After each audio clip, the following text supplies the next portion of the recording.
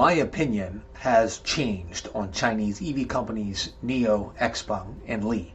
The last year has seen investor confidence in these Chinese EV companies shaken by macroeconomic factors in China, regulatory concerns, and increasing competition. The global EV market is the new Wild Wild West, or perhaps I should say the Wild East. Companies across the globe are desperately trying to stake out territory in China, currently the largest EV market for their own brands. The last time I counted, in mid-2023, there were at least 130 different brands selling EVs in China, with more than 400 different models on offer. China definitely has a lot more choice for the consumer than US or European markets when it comes to electric vehicles. That presents both an opportunity and a problem for Chinese EV brands. If you like this kind of content, please don't forget to like and subscribe for more. Now, I've long been a student of the Chinese EV market, and I consistently run across multiple misconceptions. The Chinese market is not the Western market. It's not better, it's not worse, it's just different. Regional fractionalization and brand loyalty are different. The extent of local and regional government investment and control over these companies is very different. Subsidies, pricing pressures, and regulatory incentives are also very different from the West. The competitive landscape is wildly different from the West. And finally, the news coverage of Chinese EV companies in the West is heavily biased towards those companies that are traded on US stock exchanges. I would wager that of the 130 brands selling EVs in China, the average investor is probably aware of no more than a dozen of them, and half of those would be foreign companies selling to Chinese consumers. The following image represents the top-selling EV brands in China for the first half of 2023. NIO makes the list, but only has about 2.61% of market share. Xpeng and Li Auto do not appear on this list at all. 2 out of the top 10 are foreign-owned companies. One of the Chinese companies is actually a joint venture with an American manufacturer, and 2 of them are state-owned enterprises. NEDA, owned by Hozon, Zeekr, owned by Geely, BYD, and Leapmotor are currently the brand leaders in terms of sales in China, which are not state-owned and not joint ventures with foreign companies. BYD has a commanding lead over all of those companies with 25% market share, and everyone else is just fighting for scraps. BYD's positional dominance in the Chinese market is not just new for BYD, but new for China. At least in the modern post-2000 era, where I could be wrong, but I can't remember any other car company capturing more than 15% market share. BYD is on track to produce around 2.5 million battery electric and hybrid vehicles this year, which I think will not only be a record production for BYD, but also for any Chinese car company in the modern era. That record, I believe, was held by Geely at somewhere around 1.7 million vehicles set sometime in the mid-2010s. The Chinese market is fractured. The competition may be somewhat beyond healthy and maybe on the edge of something called destructive competition, as evidenced by the price wars over the last year in China that have resulted in compacted vehicle margins for all EV companies globally, not just China.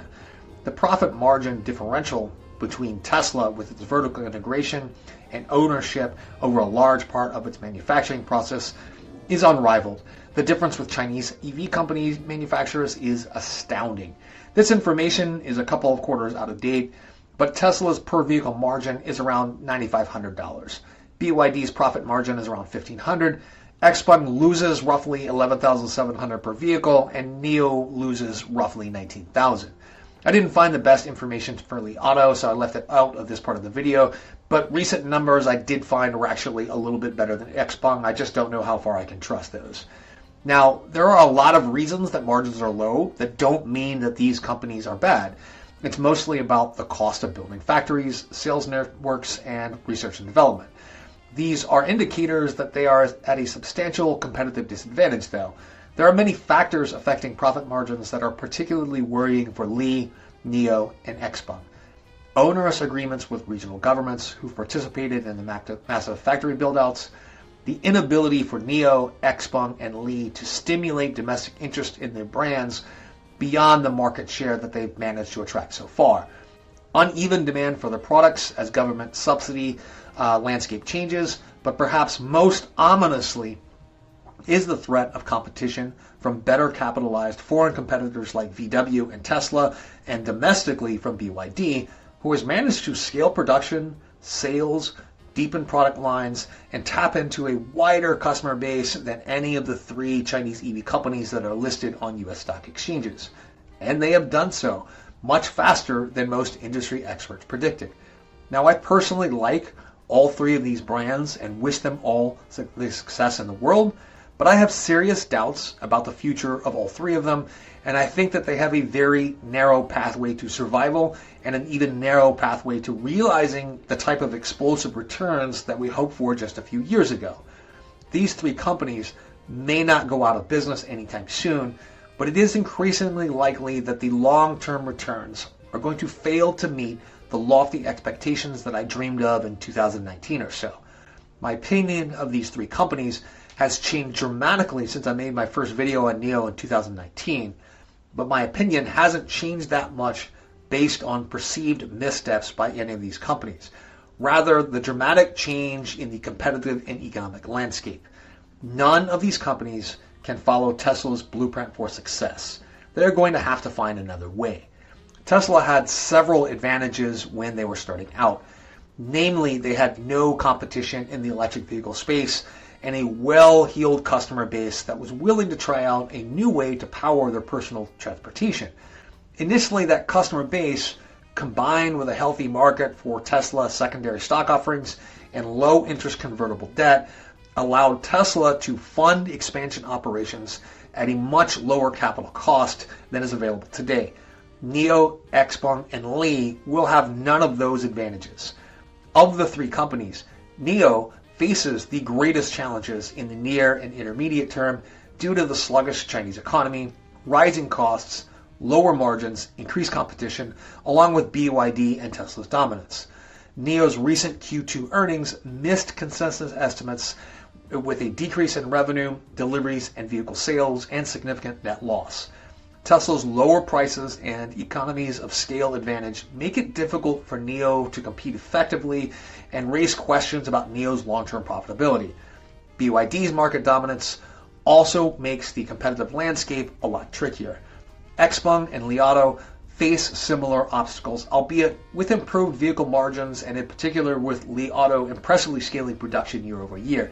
It should be noted, however, that the company builds electric vehicles that use range extenders in the form of a gas-powered generator for a power supply. They do not make purely electric vehicles.